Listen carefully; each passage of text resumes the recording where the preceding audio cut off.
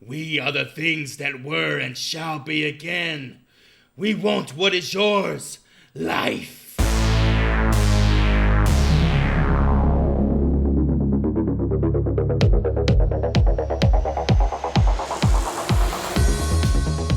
gotta go to the subway. That's the only way to divert the lava. Yeah, that dude is the one that walked in the lava. Watch me hang 10, bro. Fuck Yeah, it. I'm was he gonna like fucking carrying surf this somebody and his lava, legs bro. were melting and like, shit? oh. Ah! And he saves her. It's beautiful. It was right there with fucking Willem Dafoe in Platoon. That exact same shot we've seen 100 times. Welcome to the Horrible Film School, a safe place to watch scary movies. I'm Chris, joined today by my fellow HorrorBulls, Mr. Hootie. What's up, fellas? It's a big day. We get to talk about the chin. Ooh, the chin.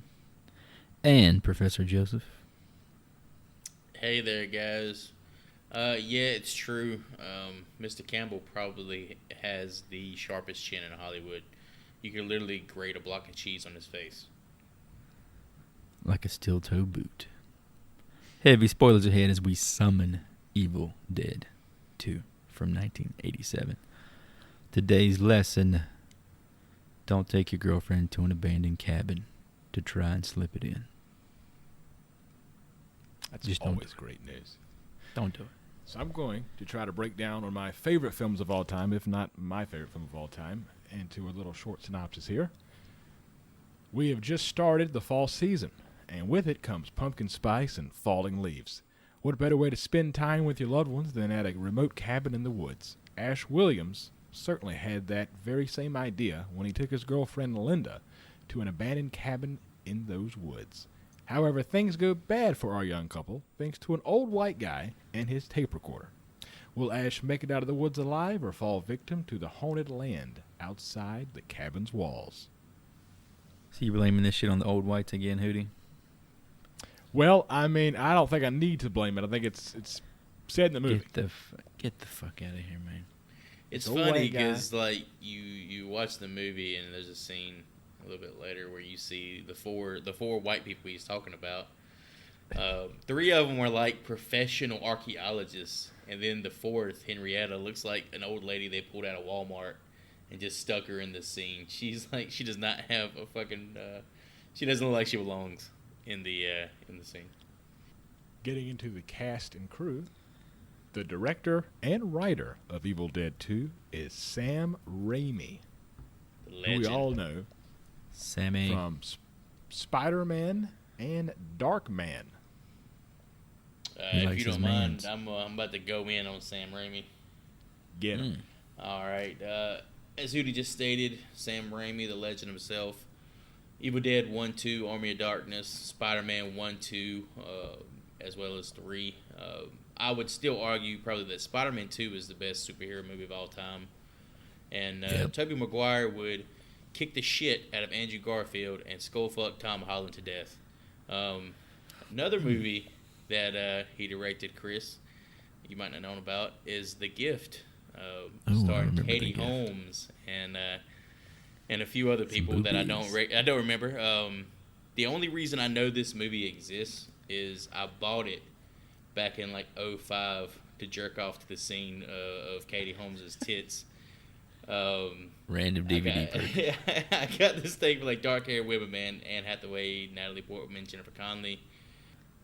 And also, he's going to be directing the 2016 or 2022 sequel to 2016's Doctor Strange, Into the Multiverse of Madness. It's got an image of Joey Purdy purchasing a DVD and going home and just having fun for the night. Wasn't even a Blu-ray, man. Yeah. I hope it was VHS. Talking about 480p, not even HD. I also did a little research on his IMDb page of his official credits as a writer. And apparently he actually wrote and created Xena, Warrior Princess. And funny enough, back in 2012, there was a porn parody called Xena XXX, an exquisite films parody, with characters based off of the Xena universe. So he is actually credited as a writer on the porno. Wow. Yeah. I know on that show that Bruce Campbell and Ted Raimi directed on that show as well. So, next up, we have Ash Williams, or Ashley Williams, played by Bruce Campbell, who I'm going to take a while to go through the credits that I love from Bruce Campbell. To name a few, is Bubba Hotep and Manic Cop. Dude, I have not a fucking clue, bro.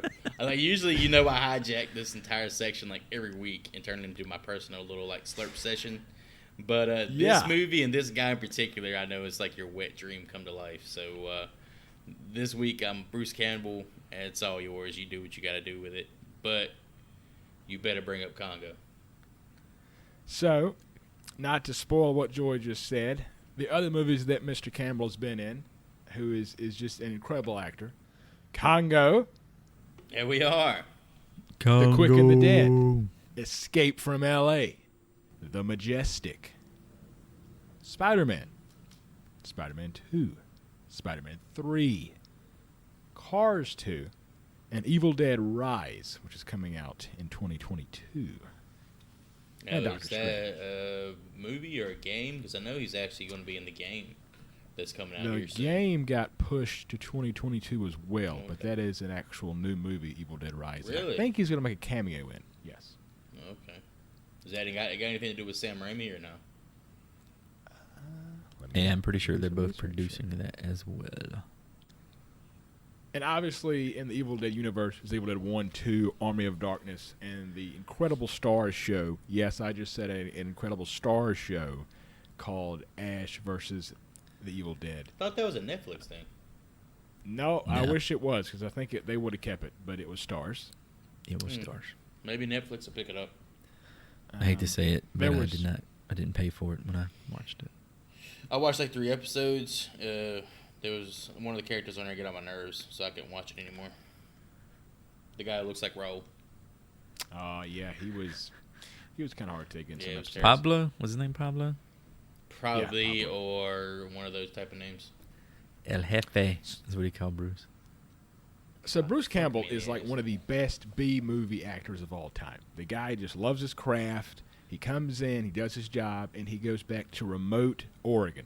Dude like lives in the middle of the woods. And Bruce Campbell is the only actor, I think only person, I've ever paid to actually meet in person. And I met him at the Ontario Comic-Con, and that's Ontario, Canada. Had to go to the whole other country to meet this man. But I would say my experience with him was quite nice. He definitely had a stick, as you would have to have, meeting 1,000 strangers. But overall, great guy. So he didn't hide in the dressing room from you? No, he did have a lot of security, though. He probably had like 6 very large men. Is that fucking kid still here with the thing? How tall is he? Is he tall? He's about like my height, about like 6 foot. Okay. I got him to sign a poster for Army of Darkness, and it was from the same artist who had drawn a lot of the Conan the Barbarian posters. I forget the guy's name. He was a very famous European artist. And he had drawn Ash with like a 12-pack and like the guns up in there. He looks like shredded to the gills. I laid it out in front of him, and he just looks at it and goes, "This is total horse shit. I never looked like this." Next up, we have Annie Noby, played by Sarah Berry. And she was in Chud 2, and that's about it. And then she's also a decorated stage actress, so shout out to her stage work, of which I don't have much knowledge of. Go ahead, sir. She was good. She did well. Her scream was very specific, and it was prominent throughout the last half of the movie. Yeah. It was a whole lot of really short. Next up is Ed Getley, played by Richard Demir. And you may know him from Teen Wolf, Die Hard 2, or he's been on the QVC channel as a salesman for probably the last 20 years. Yeah, he's actually like huge on QVC as a senior program host. Started back in '94, and I think he's done it for 27 years. What I was reading. That's a long time to sell shit to old people. I'd say aside from like Bruce Campbell and maybe Ted Raimi, I'm not sure exactly how popular he is, to be honest with you. This is probably the most accomplished cast member. As Hootie said earlier, he played a linebacker in the movie Teen Wolf, which is one of my childhood favorite movies as a child. I've got a couple quotes here. I can read off for you guys if you'd like me to from Teen Wolf. Best Michael J. Fox movie ever. My favorite Michael J. Fox movie. What is all this Frightener hate? Even above Frighteners and even above Back to the Future. Fucking Teen Wolf, dog. This first quote's pretty crass. However, it is from the mid-'80s, so this is between Scott and Styles. Styles is Scott's friend in the movie. Styles, I got something to tell you. It's kind of hard, but look, are you going to tell me you're a fag? Because if you're going to tell me you're a fag, I don't think I can handle it. I'm not a fag. I'm a werewolf. The second quote here. Listen, Styles. It's from the movie. This is from the movie. All right. Second quote. Listen, Styles. Do you know anything about this rash that's going around? Why, you looking to catch something? No, I'm serious. No, but I heard Mr. Murphy, you know, the shop teacher? Yeah? Got his dick caught in a vacuum cleaner. I do not remember this at Teen Wolf. I gotta go back and rewatch Teen Wolf. Apparently, Teen Wolf was fucking great, man. This is like a child's movie. Man. Yeah, I love when he turns to a werewolf during the fucking basketball game. Everyone's fucking dead silent, and the ref goes, "Let's play ball." Like, it's fucking normal. And then no one else just gives a shit after that. It's just like, damn, that dog out there slam dunking. All right. He can do flips and splits and shit. Damn, that's a 3-pointer. I do love high school basketball. It was fucking great.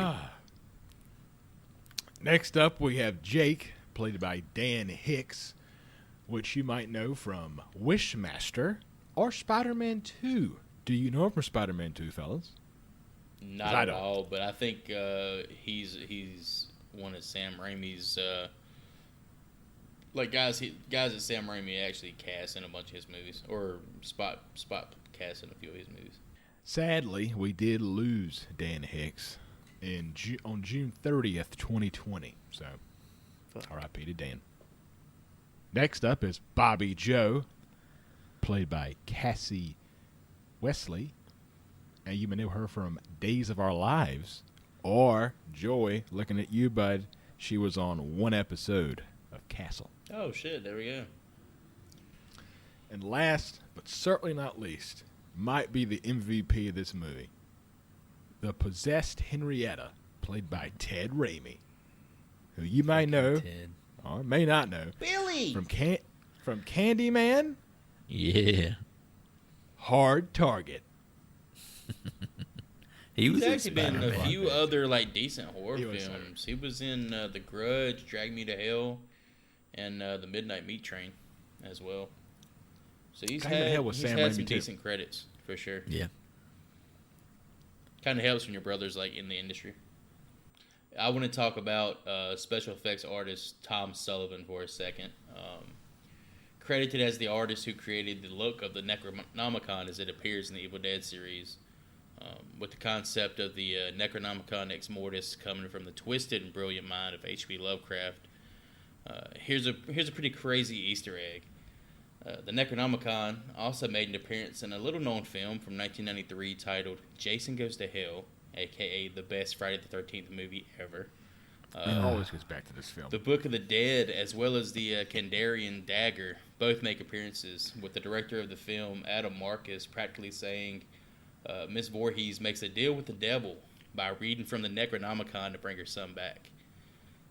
This is why Jason isn't Jason. He's Jason plus the Evil Dead.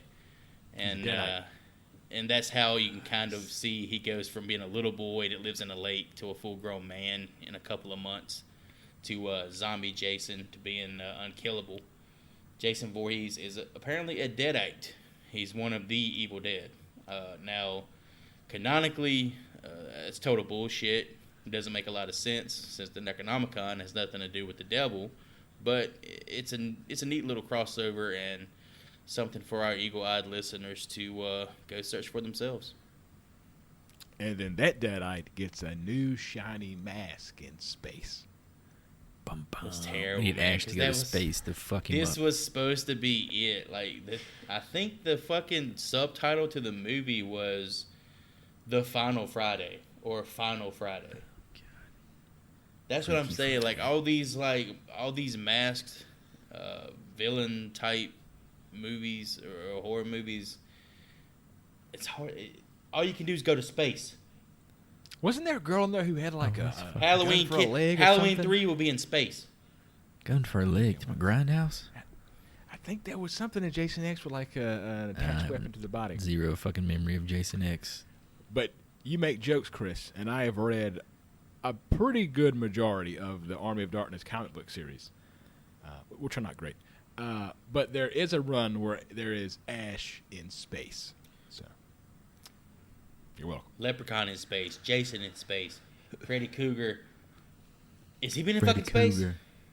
He's not been in space now. Who the fuck is Freddy Cougar? That sounds like the Freddy name of- Krueger. Fucking whatever.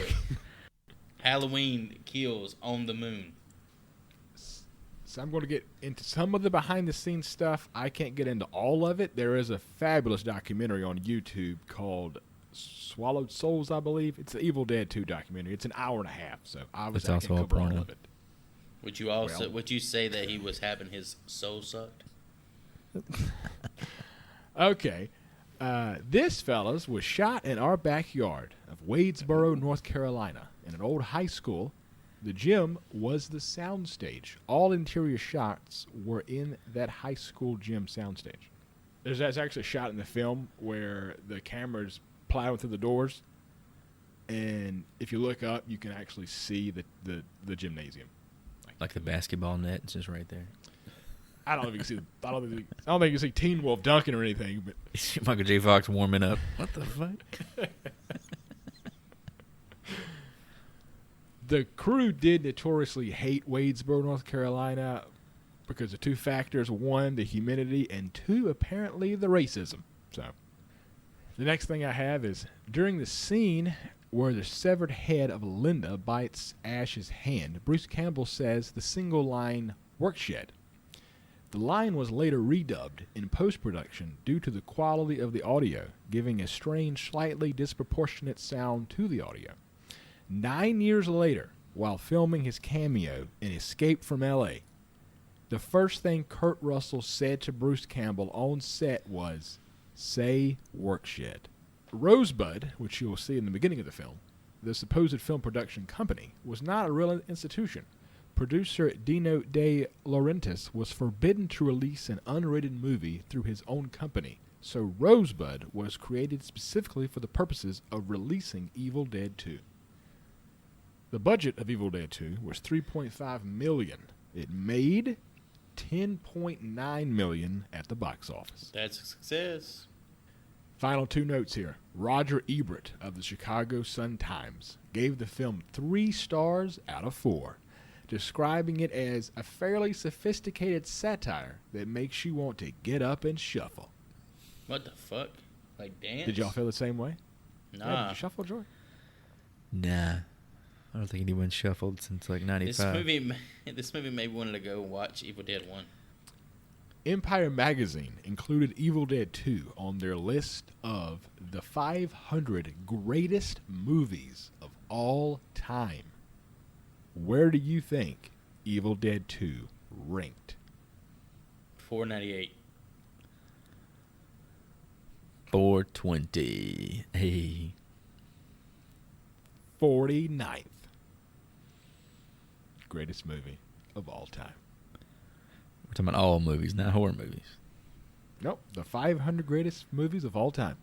Thank you, Empire. Casablanca, The Godfather 1 and 2, 2001: Space Boy, Odyssey. there's 48 This other list movies. was like made in 1992, Chris. I'm just saying, I'm making sure that. So we're talking about all those movies included. Yeah, those are 48 Damn. movies that included, and the 49th is Evil Dead 2. I want to see this fucking Shit. list. Where is this fucking list? Don't you question my research. And with that, let's get in to Evil Dead 2. We open with an explanation of the Necronomicon Ex Mortis, roughly translated as the Book of the Dead. The pages are made of human flesh, and inked in blood that represent a passageway to the dark worlds beyond. Dude, this book looks so fucking metal, man. It's like so badass. We then meet Ash Williams and his girlfriend Linda as they break into a cabin in the woods while the homeowners are away for a romantic getaway. Anybody notice what kind of shirt Linda was wearing? Michigan State. Michigan State. Go green, go white. Party. 3-0, baby. Let's go. Sam Raimi's alma mater, right? And Bruce Campbell's. Yes, to that point, they originally had her in a different shirt, and Sam said it looked weird, and they just had that shirt sitting around.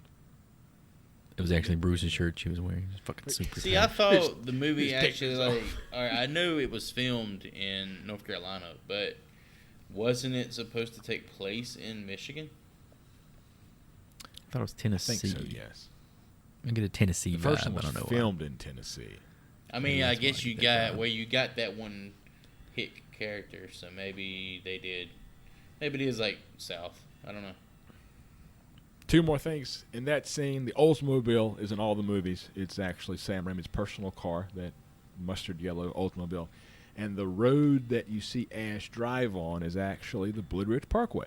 So Hey, shout here out we to go. them. Got a note here about these scenes. Linda's hair is god awful.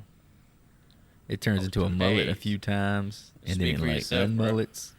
It remullets and it unmullets a few times. It's that humidity in North Carolina. It's The just fucking 80s, man. Women's hair had a mind of its own. Ash had some cringy ass dialogue right here, bro. My man said, "I'm a man and you're a woman. You're a woman the last time I checked."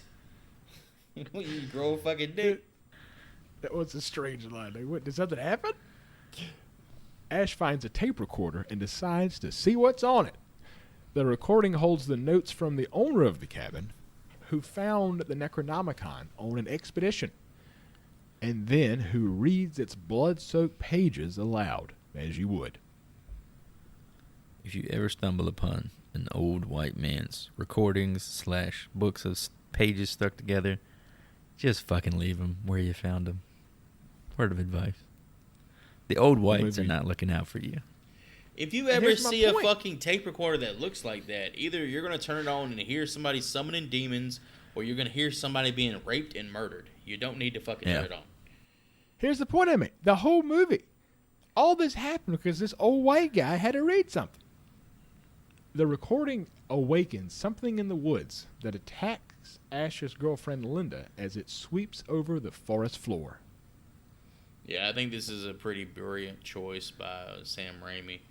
Your antagonist being just like POV viewed the entire time, while it's not really like a physical thing, but like it's a force, and just seeing it from that perspective is pretty unsettling. You think he ripped it off from Jaws? Not ripped it, borrowed. Sorry.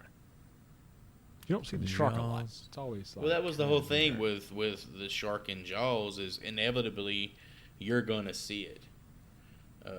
The force of evil in the Evil Dead, outside of its possession of people, you really don't see it. I guess you see it True. at the end of the movie, made flesh, but Man, when that old lady's neck pops out, you see it then, boy. yeah. Ash runs outside to save Linda, but he is too late as he finds her already possessed. She attacks him, and he is forced to chop her head off with a shovel and bury her body. He did it like it was Sunday morning. Dude, he fucking swings. He barely swings that. Well, he barely swings that shovel, dude, and then lops her shit off. And why is there a fucking shovel laying right there? Well, he did bury his wife in the fruit cellar, but why would it still be outside? Okay, never mind. I don't know. Why did he go through the trouble of making a cross for her ass? He should have been getting the fuck out of town immediately afterwards. You see He's a where he nice guy. buried her? Like on the hillside Yeah. there? Well, no, it's like a bunch of rocks and shit. Like, where did all the fucking rocks come from? Is there a volcano active somewhere? Like, nearby? There was like a lot of loose pebbles. I guess he didn't want to dig like a too bunch fucking of. hard. He's digging. He didn't want to dig too hard. He's digging through like obsidian or some shit. to bury her ass. All he had to do was move it around, though, and just drop her ass in it and cover her back up. Shit. Drop her ass in it. The crazy part is he didn't even bury the fucking head. He buries the body and the damn head's just laying over there next to a tree. Where was the fucking head? He just left it there? Left it. Because he took her body into the grave. That's right. He said, I only dug this shit deep enough for the body. Fuck it. It's over. He did that damn Ken Griffey Jr. in the head, and he couldn't find the head after that. The evil spirit then attacks Ash, sending him flying across the forest and ultimately possessing his body. I have noticed this was great special effects, like his face. Oh, yeah. How they structured it was. Tom Sullivan and his team did excellent work in this movie with the special effects. I always really appreciate stuff like this. Greg Nicotero, also part of this crew. What about how long he could hold his breath underwater? Yeah, that was It was impressive. pretty impressive. He's literally like breathing out the entire time he's under there. Like you're seeing the water bubbles. Some dirty ass water too. Bruce did a lot of like blue collar acting in this film. He put his body through Yeah, shit. he was great. Like I've never really considered the guy like a good actor or anything or anybody quality. But in these movies, you can tell he really pours his heart and soul into it. He loves And his the corkscrew camera work in those scenes are great too. Like when it starts high and it kind of corkscrews down to him in the puddle, then it corkscrews back up after he gets cleansed. It's pretty fucking awesome. Well, the camera work throughout the entire movie, as we see, it's fucking fabulous. However, once Ash becomes possessed, he quickly becomes unpossessed by the sun rising the next morning and attempts to drive out of the forest, only to realize the bridge has been destroyed. Dun dun. Turn into a big old hand. They peeled that shit like an orange, man. You see, like, that shit is just ripped up. So I got a question here. Right after he discovers he's stuck in this fucking hellhole, he gets, the chase sequence begins, right? Yeah. So he's looking at something. So whatever we see from the POV is a physical thing, right? I always thought it was like the mist. But he sees it coming at him and he runs from it. Like he can dodge it and shit. So it has to physically be something. So my question is, what do you think it really is? Well, to Is it like a Hootie's fucking point porcupine? earlier, we see like the physical manifestation of it, but there's a scene later on in the movie where Porcupine. yeah, It's like a fucking chasing- porcupine it's with like a shotgun. It's a porcupine with Porky the pig got it running around. It's a porcupine with wings and a fucking Freddy Krueger's like glove.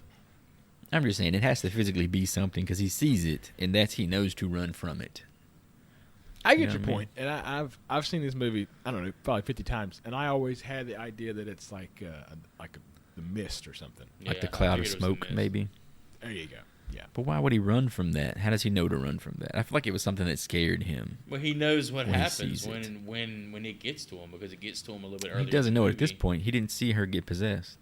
He was in a different Well, no, room. he's possessed.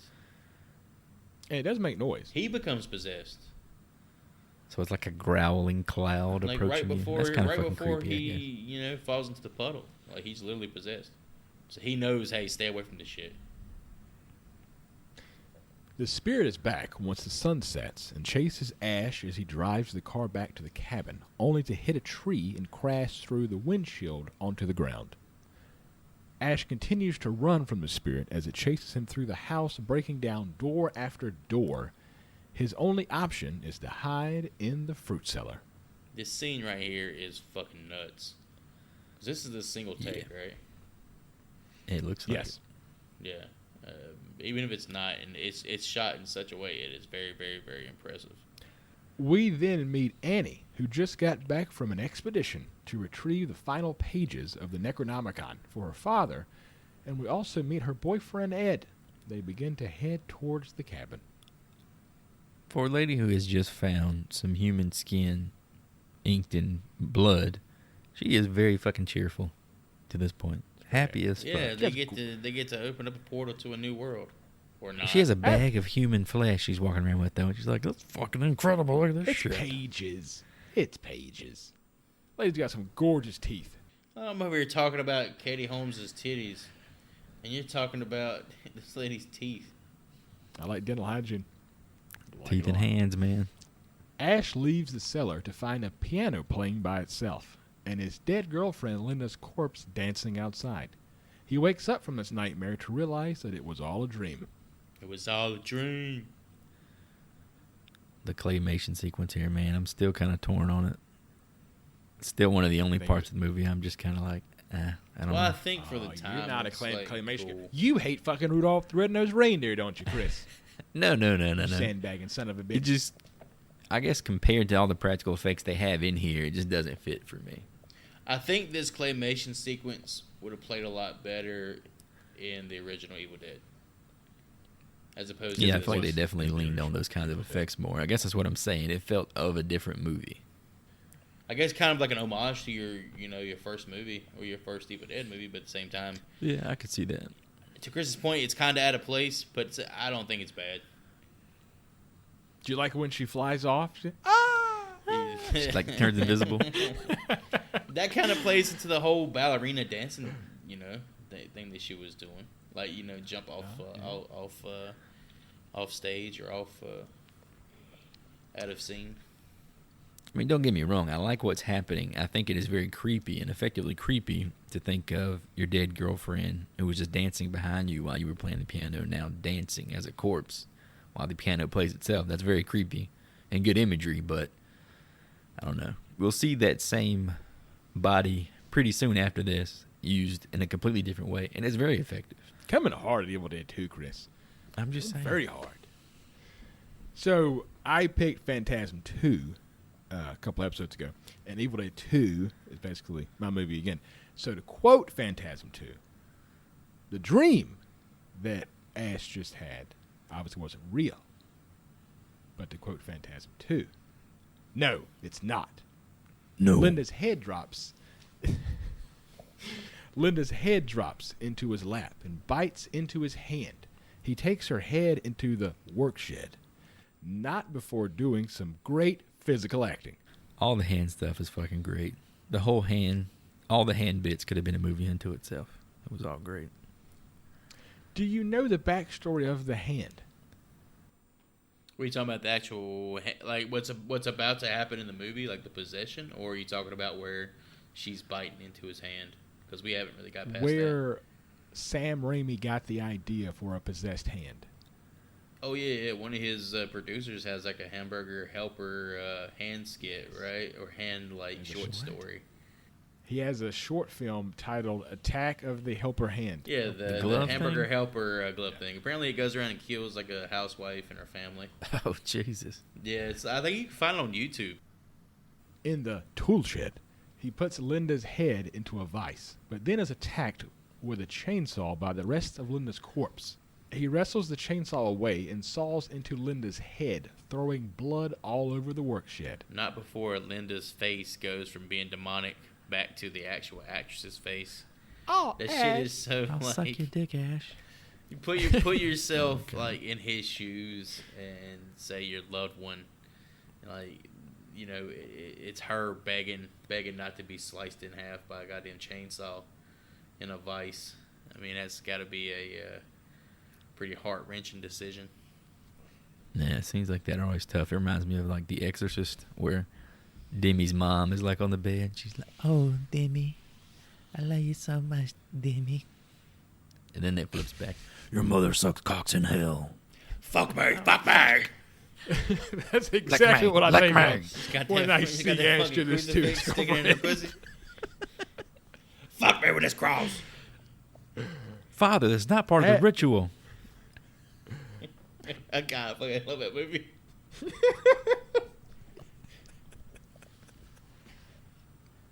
Ash goes back. You won't even let me touch her. Sometimes you gotta give her candy. Ash goes back into the house and grabs a double-barrel shotgun. However, the hand that Linda bit has gone bad and attacks him. It's gone rogue. Ash says one of my favorite lines in the film, "Give me back my hand." Give me back so my... You pitiful. bastards. You bastards. We cut to Annie and Ed discovering the destroyed bridge, and they ask a local couple, Jake and Bobby Joe, to take them to the cabin by way of a secret trail. Bobby Joe just manifests out of thin fucking air and is chewing tobacco and spitting it at Annie and Ed. I guess she was pissing in the woods maybe when they rolled up. Maybe she got a big like Pissing watermelon. in the She got a big cut of watermelon. And she's spitting. I mean, there's no fucking explanation for her walking up behind him when he was clearly parked in front of them. Jake, hold on, come on. Bobby Joe taking it. Shit, let me come back. We're gonna figure this out. Finish taking his doo-doo. She'll be right back. Back at the cabin, Ash is getting plates smashed into his head by his own possessed hand, which knocks him out cold. He awakes just in time before the hand finds a butcher knife, and he saws it off with the chainsaw. This whole sequence right here where he's knocked out, but his hand is still like awake. And his hand is literally like an actor unto itself right here, and it's pulling Ash's entire body by its fingernails towards a meat cleaver that's laying on the floor. I'm guessing like some of the crew was behind Ash, just pushing him like, just off camera and make it look like the hands are actually moving them. This is really, really good like physical acting by Bruce Campbell. Like, it's fantastic. If you back up to when he's hitting himself in the head with plates, he does a front flip in the middle of the kitchen. Damn. Yeah, I was trying to, because some of these bumps and falls he takes, I was trying to, like, making sure it was him. Sure enough, most of the fucking time, it was Bruce Campbell. Like, falling out of the fucking house and tripping over barrels and shit. I was like, that's fucking him. He said in an interview for Evil Dead 2 that his stunt double only did one scene in this film, and it involved the fruit cellar stairs because they said that was too dangerous. That was fucking rough. I didn't remember that one being like, God damn, it's a long fall. Yeah, that's a big fall. Breaking the double. There's a part in there, if you pause it at the right time, they break the stairs. Like, one of the actual steps fucking, like, explodes. Yeah, that's why I was like, there's no way you put your fucking actor through that, I hope. But yeah, cutting off the fucking hand is fucking incredible, man. Ash wraps his nub as the hand gets away. He begins to blow holes all over the cabin's walls in an attempt to kill the hand once and for all. He finally gets the bastard, then is met with a fire hose worth of blood that covers him from head to toe. I liked how the hand had fucking dialogue, too. It could squeak. It called him a motherfucker at one point, too. It was incredible. Yeah. I mean, he sits there and he's like, he hits the mouse trap, and then Bruce is laughing at him. And he gets out of the mouse trap and he flips him the fucking bird. And shit is yes, when he says, motherfucker. Oh, shit. The entire house begins to come alive as the deer head on the wall laughs, along with the lamp and couch. Ash laughs right along with them, and he realizes that he is slowly slipping into madness. Yeah, this scene is, like, legit unsettling.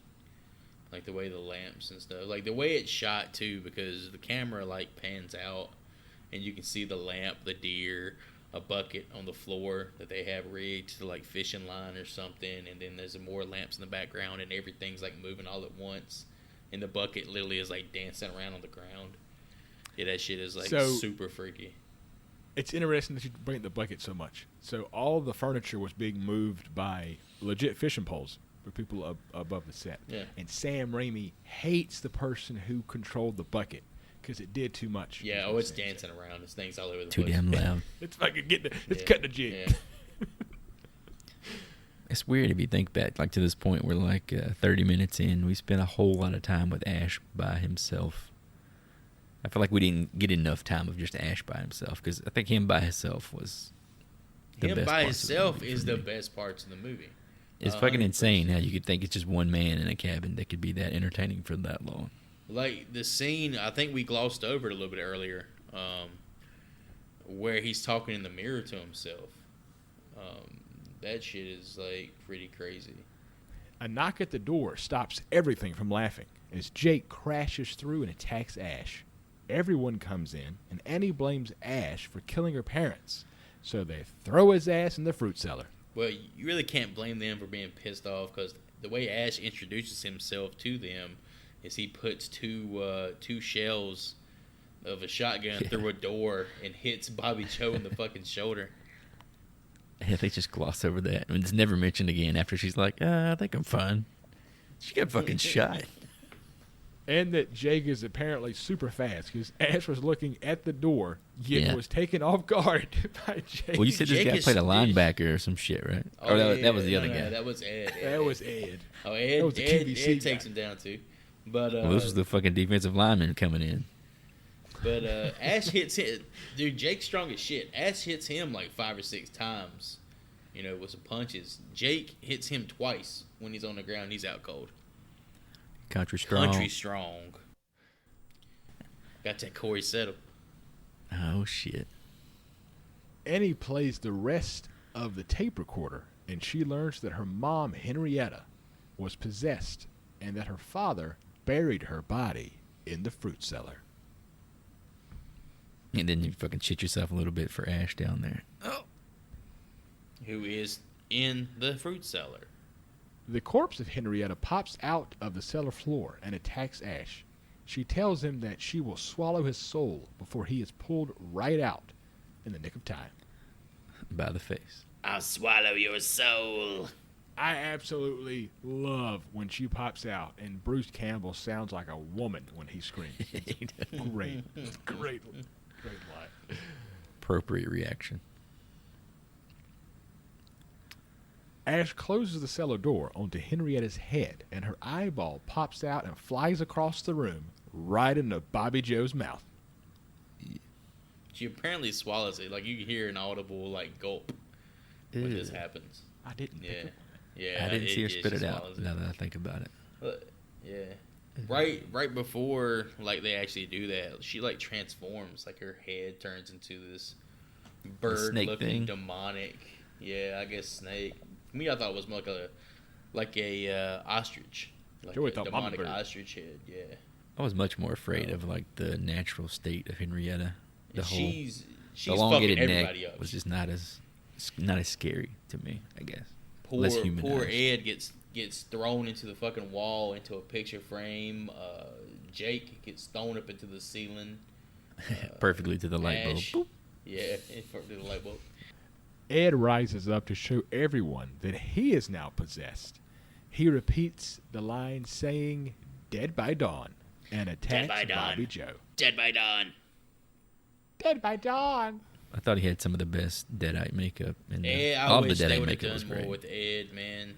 He looked really Ed good. looked fucking crazy. Apparently, he got this role based on they asked him to show a demonic face in rehearsals, and apparently did a good job with it. So. What the fuck did he do? It was just his O face. He had a really weird O face. He's like, oh fuck, that's the guy. Imagine this Deadite eating you out, man. That's fucking terrifying. You sure they didn't ask him to pretend like he was selling something to somebody like he would do in the future on QVC? This Bissell vacuum cleaner right here. This is how you really swallow people's souls. You sell them useless shit for $500. This vacuum cleaner will suck up 25 golf balls. This vacuum cleaner will swallow your soul and anything your cat leaves behind. Fucking cats. Ash eventually chops Ed to pieces with an axe. Green blood sprays all over the cabin. With this green blood, did Ed turn into a troll or a goblin? I was thinking Oh, of Troll too shit. when I saw the green blood. I was waiting for them to eat his ass. I think the whole green blood thing was them just trying to avoid getting an X rating or whatever. Because apparently Evil Dead 1, it was banned in a lot of countries just because of how gory and Too shocking. pretty much That's a it was way to make shocking. a cult classic. But yeah, Evil Dead 2, I think they tried to stray away because there were several moments where the blood was like green. And The group is soon met with the ghost of Father, who tells them that they must recite the newly found pages of the Necronomicon in order to save their souls. So was Dad, he was a ghost, right? So was he like a suicide victim? I think his soul was still in the house. I have no idea where his body was. So where the fuck was he? well, Did Henrietta get his ass? I think his soul may have been swallowed. Ooh. By Henry. She was buried, though. She ate his ass. Huh? Yeah, because what did she? Did she rebury herself? We're just going to gloss over that. Okay. Okay. I'm going to say it was a suicide. Bobby Joe is greeted by the possessed hand of Ash and runs out into the woods, only to be killed by the trees that attack her. I thought we was about to have a Evil Dead 1 tree scene, but I was greatly disappointed. Everyone mashes those two together, don't they? I did enjoy the fact that the trees drug her across the forest and hit like 12 mud holes. I mean, those mud holes were deep. Oh, man, she was hitting them things hard as shit. That was her last day of filming. It fucking had to be. I felt bad for that. That was her last day. There's no way that was her. She didn't survive this film. Well, that was the last scene of her. We don't even really see what happened to her, do we? Oh yeah, she was she was eaten by a tree or something. She got smashed into like a big tree at the end of the dragging shot. Just exploded into a million pieces. Jake grabs the shotgun and throws the pages of the Necronomicon into the cellar, then makes Ash and Annie go into the woods in search of Bobby Joe. Bobby Joe! Jake then Bobby Joe! to Where scream. are you, Bobby Joe? As these two just alluded to, Jake then proceeds to scream Bobby Joe as loud as humanly possible, and is then attacked. Where you at, girl? Is then attacked by a possessed Ash. Are you shitting in the woods again? Sunflower seeds, just follow the trail. That watermelon just runs through you, don't it, girl? I feel for the guy. I believed he cared for the girl. I'll give him that. He definitely portrayed the mournful look at lover Bobby here. Joe. I mean, look at Jake. He wasn't going to That's get what I'm nothing saying. better than Bobby Joe. This dude knew there was no fucking coming back from that. He had set the bar too high. He was fucking Jake's only holding got on. one first cousin, and that was Bobby Joe. He wouldn't get nobody else. He probably was related to Bobby Joe, but either way, he knew he had reached for the stars. He wanted to stay there. He might have been the Charlie Daniels of the torque wrench, Chris. Ugh. So I made her the speaking of queen of fucking my code. double wide trailer with the polyester curtains. You know it, you piece of shit. Nah, Shout out keep to that Sammy shit off Kershaw there. You know Sammy Coleslaw. The possessed Ash then goes after Annie, who has found a sick-looking bone dagger. She stabs Jake with it by accident, though. Fucking Jake. Poor guy. Annie drags Jake's body right to the cellar door and basically feeds his body to Henrietta. You're fucking this tug of war shit, bro. She pulls him like 30 inches and then stops. Tries to shut the door. I Pulls felt him for the again. actress because she actually drugged that dude. Yeah. It's a big fucking Didn't have bitch. much Shit help. work for her money. I mean, that's not Jake's a big boy. She had to keep going. Ah! Ah! Ah! Possessed Ash shows up again and attacks Annie. However, he is stopped in his tracks by finding the necklace he had given Linda earlier. The agony brings him back to being a human again. Now they sung the Mockingbird song, like the "Mama's gonna buy you a mockingbird." In that song, they talk about looking glass. Was this actually like a looking glass pendant? This is a looking glass pendant that was in Evil Dead 1, and Sam Raimi bought it at like a random jewelry store in Michigan and wanted it in the film because he loved it. Wow, there you go. I think I read that he was originally had some kind of intention to do something with the sunlight with it. In the first one, yeah. Yeah, but What, it you gonna never melt came ants? to fruition. So he's just, No, like he like could the use it to sunlight kill was the gonna hit deadites. it. The That'd be sunlight terrible. was supposed Thank to God that hit didn't it happen. and then hit a deadite and it's supposed to die. Yeah, Okay. it's supposed to be like a weapon. Ash and Annie realize that they will have to go into the fruit cellar and retrieve the lost pages of the Necronomicon. Ash suits up for battle by donning his trademark chainsaw for a hand, making a sawed-off shotgun, and saying the classic line of groovy. I think this is where the character of Ash, as we know it, is pretty much born. I mean, the chainsaw for a hand is just... Yeah, it's It's just incredible. like, I mean, it's the only way you can see the guy.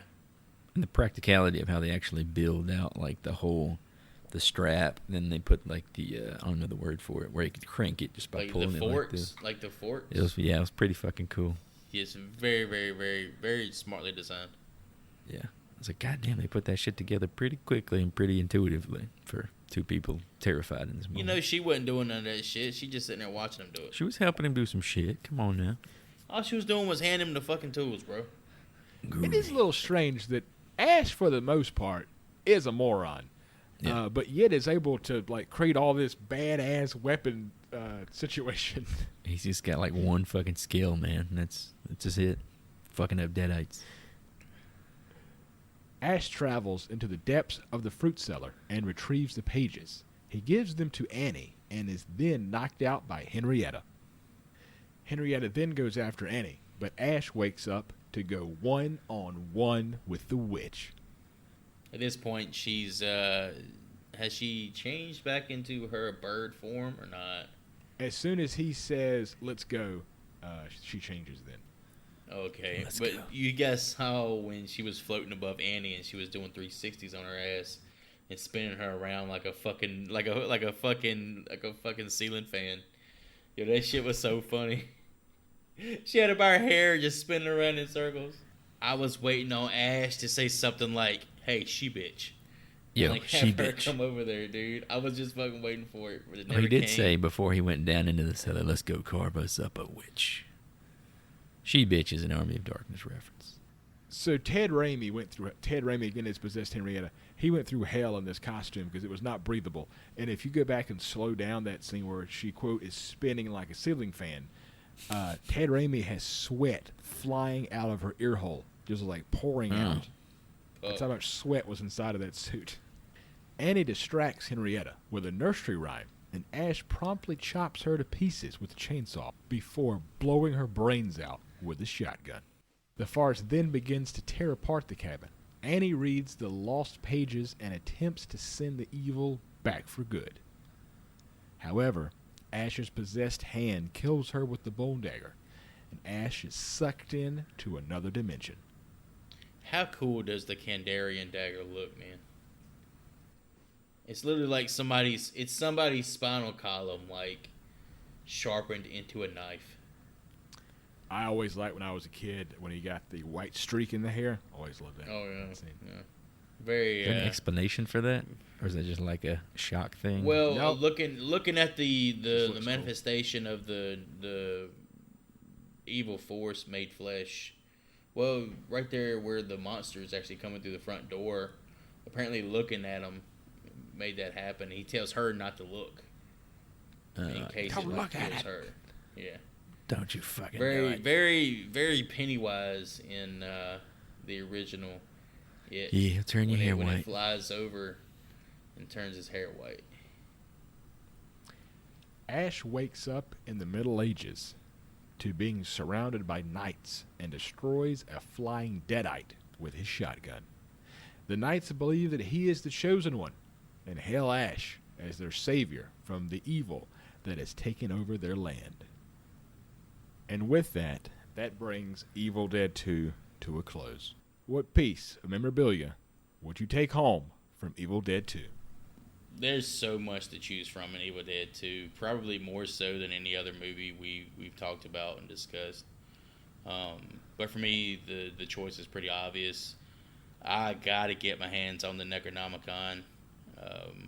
To have the ability to conjure a demon that can swallow my soul at any time, that's a power I can't pass up.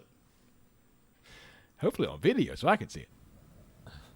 Yeah, I feel like this is the most prop-heavy movie we may ever do.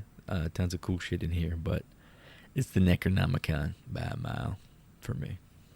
And this is a clean sweep for me as well. The Necronomicon Ex Mortis, the Book of the Dead. The thing is bound in human flesh and inked in human blood. And that's about as metal as it gets. And I want to feel it in my hands.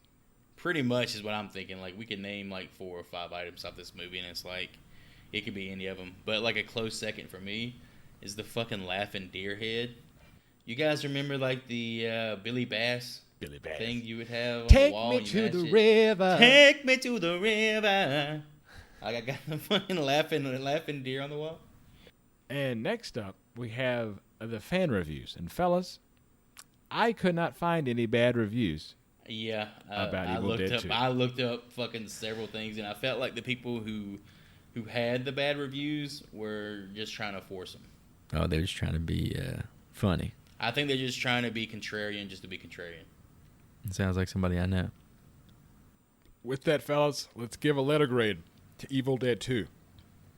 All right, I'll lead us off here with my letter grade. This movie, Evil Dead 2, gets an A- from me. This is the highest grade I have ever given on the show. The movie is great. A nice blend of his successor and his predecessor, both of which I hold in very high regard. What holds it back from a higher grade for me is really just admiration for the rest of the trilogy. It just does not ring as true to me as those two do. However, maybe the best scenes of the trilogy are here in this one. Just Ash alone, particularly the gags with the hand. Some of the best stuff I think Sam Raimi captures on film. So it's a great horror movie, just not in my top 50. The second entry in the Evil Dead trilogy grades out to a solid B for me. For the most part, the humor doesn't really resonate with me at all. I'm not the biggest fan of Three Stooges style of physical comedy, and Evil Dead 2's humor is a direct homage to that comedy team. I also feel like the first 45 minutes of the film is head and shoulders better than the latter half, with the second half kind of retreading on the ideas of the first. However, those are really the only two negatives for me.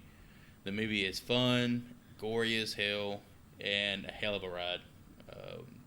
The single-take POV shots are simply amazing, and the special effects and makeup are some of the best of its time and probably in the history of the genre.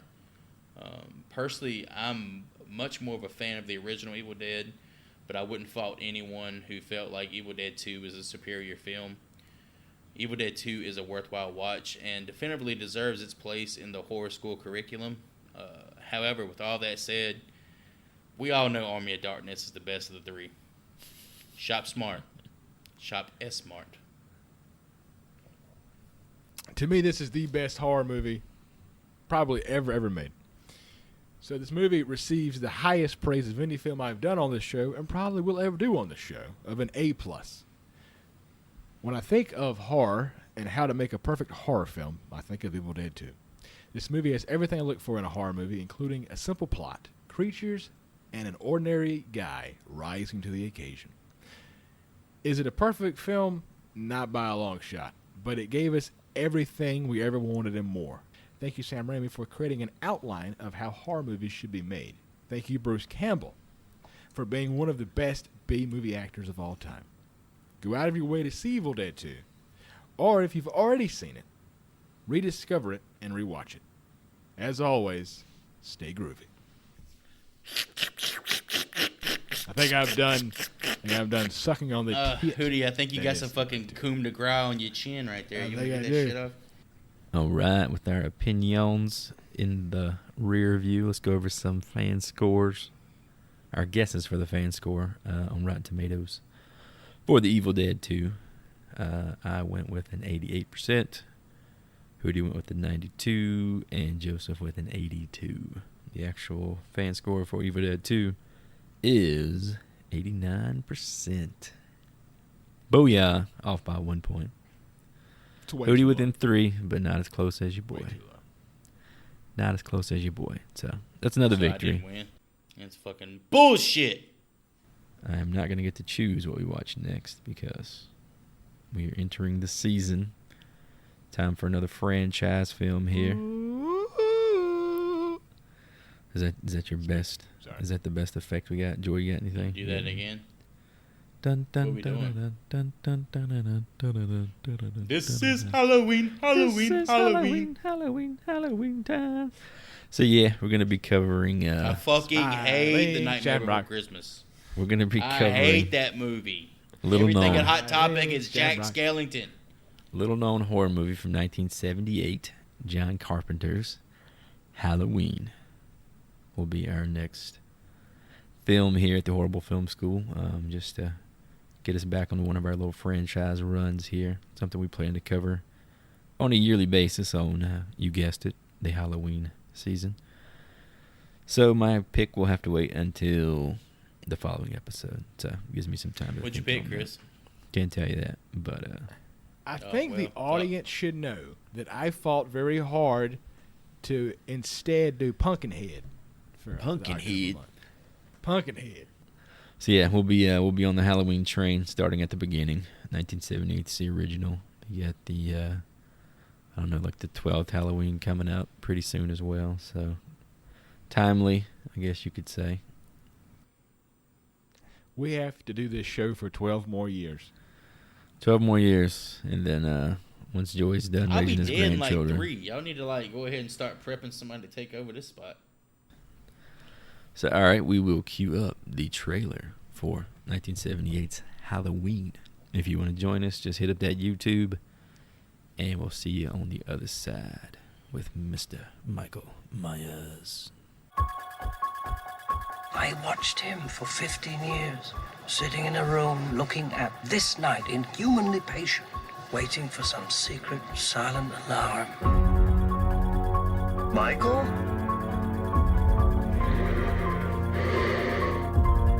He's on his way. You've got to believe me, officer. He is coming to Haddonfield. Oh, this is Michael going to be a fucking good one. Myers. One of the 5 big ones. Alrighty, boys. Just for shits and giggles, nothing on the line here. We want to wrangle up some fan scores for the original Halloween. I am not a fan of this franchise. I get why it's popular, but I'm not a big fan. But people do love it, and it is the first one, and I'm just going to be boring and give my exact same score from Evil Dead 2 of a 93. But I think I'll go ahead a little bit higher than what I did last time. I'll follow with Hootie's trend, and I'll say like an 86. Yeah, I think you might be right. I know it's considered the best, one of the best horror movies ever made, but I don't think it has the same like cult following that something like an Evil Dead would. It doesn't have the same mass appeal. I'm gonna say like an 82. Thank you for listening, folks. You can find us on damn near any podcast platform. Check out the socials and whatnot on the website, horriblefilmschool.com. Subscribe and follow to spread the love, and if you can, leave us a review on Apple Podcasts. I'm going to use my sign-off here to offer my support to women that follow their fathers into the family business. Even if that business is seemingly summoning demons to possess your mother, that ultimately leads to your father having to commit a murder-suicide to alleviate his own self-inflicted guilt and isolation, thus leaving you an orphan with no real path in life. If you want a daddy that bad, I think Joey is sort of single. As always, if you listen to this show, which clearly you do, please at least tell one person that you know about it. I hope you enjoyed Evil Dead 2 as much as I did. And above all else, stay groovy. Yeah, I'll go ahead and just reiterate what the guys have been saying too. Thanks for all the support, all the love, all the likes, listens, all that stuff.